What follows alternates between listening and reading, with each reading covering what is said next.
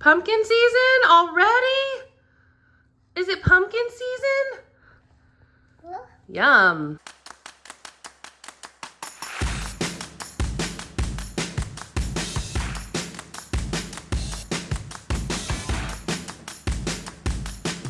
Don't do it, don't do it, don't do it, don't do it, don't do it.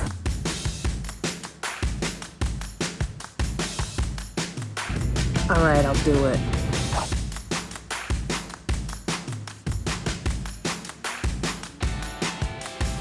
Hey guys, welcome back to my channel. Well, fall fever has finally hit me. I know it was only like 3 or 4 weeks ago. I was in Target and I started seeing them put out everything fall and pumpkin already, and I'm like, y'all, it's July, pump the brakes, let's enjoy summer. But there's something about kids going back to school. My daughter's been back in school for a couple weeks now, and all the fall decor is coming out in stores. Coffee shops like Starbucks and Dunkin' are about to drop their fall flavors any day now. So if you can't beat them, join them. Today I'm gonna be sharing with you guys some of my favorite fall pumpkin-y coffee shop treats, but DIY versions at home. We're gonna call these our healthy-ish versions of Starbucks favorites. Hopefully learning how to do some of these favorite treats on occasion at home can keep me from over-splurging on my health journey this fall, as well as save me a little bit of money. It's currently rumored that a medium or grande pumpkin cream cold brew from Starbucks is gonna cost around $8 this year. So while I'm all for an occasional treat when we're out and about out of the house, I don't need Starbucks to be my everyday go-to, both for my waistline and my bank account. So here's a couple of my favorite DIY at home Starbucks fall faves. I'm gonna be doing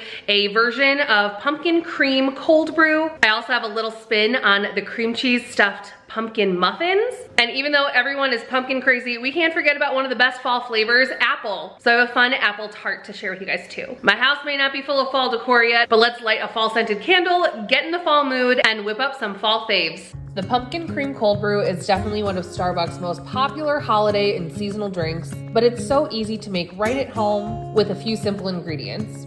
Starting with a glass jar, I'm adding 3/4 of a cup of half and half and 1/4 of a cup of heavy whipping cream. 3 tablespoons of pure pumpkin puree. Make sure it's just pumpkin puree, not pumpkin pie filling. 1 tablespoon of light brown sugar,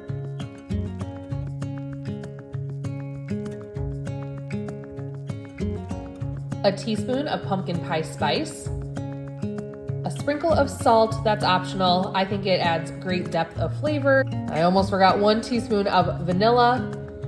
And then because I have this in a jar with a lid, I'm gonna give it a good shake. This I can store in the jar in my fridge for up to 2 weeks. Not that it will last that long. To serve, whip up a 1/4 cup of the mixture. I'm using the frother that came with my Nespresso machine. This makes cold foams or hot froth for coffee, but you can easily use a hand whisk. They cost like $12 to $15 on Amazon. I'll put some links to options in the description box below if you're looking for one.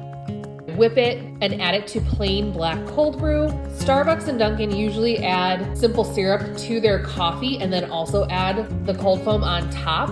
I find the cold foam is sweet enough for me, so I just go plain black cold brew, no sweetener, and then the cold foam on top. My at-home version comes in at only 4 points on the WW plan versus 14 points for a grande at Starbucks, and only 86 calories as opposed to the 250 in the Starbucks version.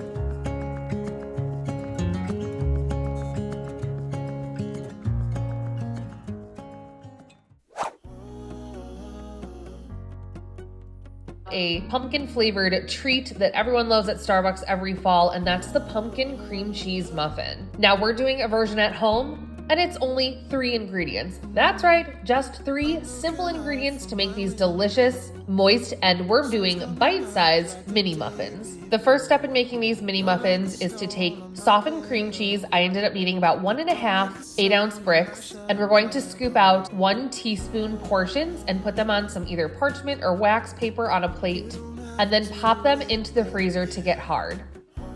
For the muffin batter, we need 1 box of spiced cake mix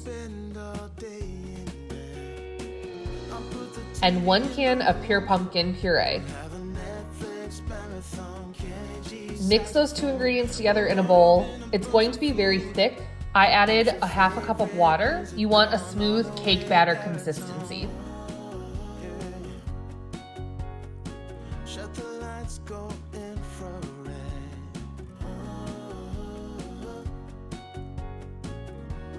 Since we're making these into mini muffins, I'm using a silicone mini muffin tray along with a small cookie scoop. I find this is the perfect size scoop for mini muffins. You place 1 dollop of muffin batter into each of the wells, and then you just add 1 blob of frozen cream cheese into the center of each one.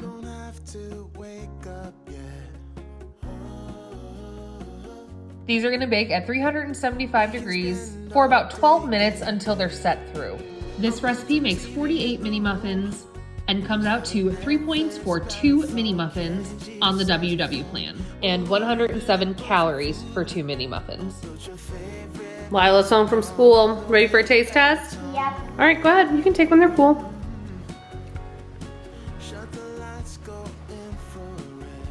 Ooh, what do you think? Are they pumpkin-y? Yum. Yum, and they have a nice gooey pumpkin and cream cheese center.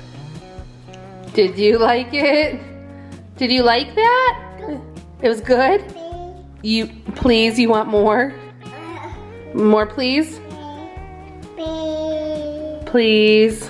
Thank you. Is that pretty good? Good. Oh, pretty good. With fall comes apple picking season, so of course we can't leave out a delicious apple pastry from our recipes today. This could be a sweet breakfast, the perfect pairing to your coffee, or even a late night dessert. And it comes together super fast with simple ingredients. I'm using a roll of pre-made puff pastry. I found mine in the refrigerated section of my local Walmart. If yours is frozen, just make sure to defrost it. So once unrolled, I went ahead and used a sharp knife to divide my puff pastry into 8 equal portions. After the pastry sheets are cut, I'm gonna go ahead and tuck it back in the fridge for about 10 minutes just to make sure it's nice and cold. That way it'll really easily peel right up off the parchment paper when it's time to add it to our upside down apple tarts. So now to build the apple tart filling, drop a teaspoon of honey on the parchment paper, spreading it out just slightly. It should be about 3 inches by 1.5 inches wide. I'm gonna do 6 tarts on this baking sheet. I know we cut 8 pieces of pastry. You could either do a second round, or we're actually gonna use those 2 sheets for a bonus recipe, so hang tight to listen for that one. But you don't wanna put them too closely together, or once we go to bake the puff pastry, they could run into each other. I'm thinly slicing 1 green apple. You might need 1 to 2 depending on the size of your apples.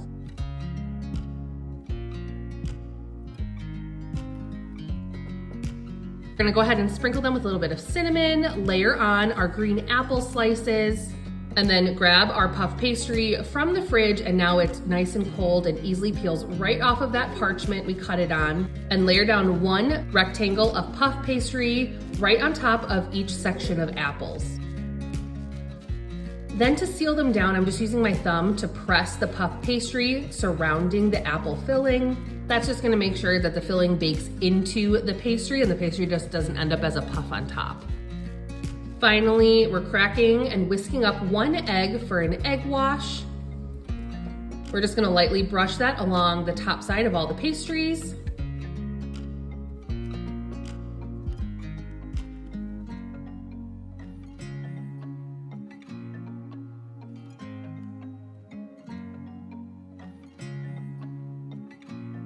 Bake at 425 degrees Fahrenheit for 15 to 20 minutes until it's golden brown. These are 287 calories or 9 points each on the WW plan. And here's a little bonus recipe. This one is so easy, but honestly, it might be my favorite of the treats I shared today. I'm using the 2 leftover squares of puff pastry from the previous recipe, but you could do this on a full sheet of puff pastry. So I'm placing a thin layer of pumpkin puree right on top, sprinkling with a little bit of pumpkin pie spice,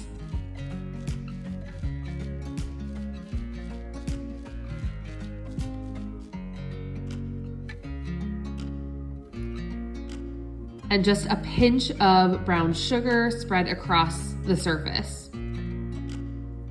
As long as this dough is nice and chilled, you can go ahead and slice it into 2-inch thick strips. If you're starting with a whole sheet of puff pastry, if you started by dividing the dough into 8 rectangles like the previous recipe, I got about 4 strips out of each rectangle of dough. Once cut, peel up each strip and give them a twist. Lay them down on the parchment paper.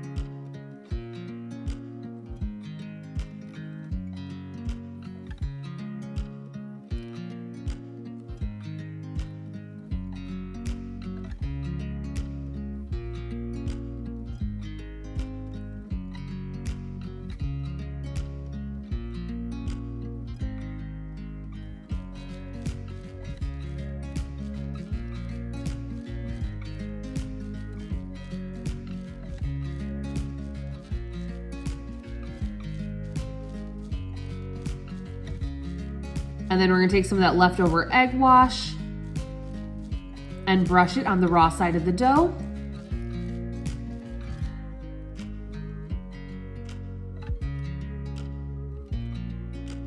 And for a little razzle dazzle, a sprinkle of turbinado cane sugar. This is optional, but it adds that nice crystallized sugar on top. I baked these for about 12 minutes at 425 degrees Fahrenheit, again till they're nice and golden brown. These puff up and have the most delicious flaky layers, that classic pumpkin pie taste that we want all fall. So if you did a full sheet of puff pastry, you would get about 32 twists. Each one would come in at 2 points on the WW plan and 70 calories. Nora approved. I hope you guys enjoyed seeing a few of my favorite fall coffee shop DIYs.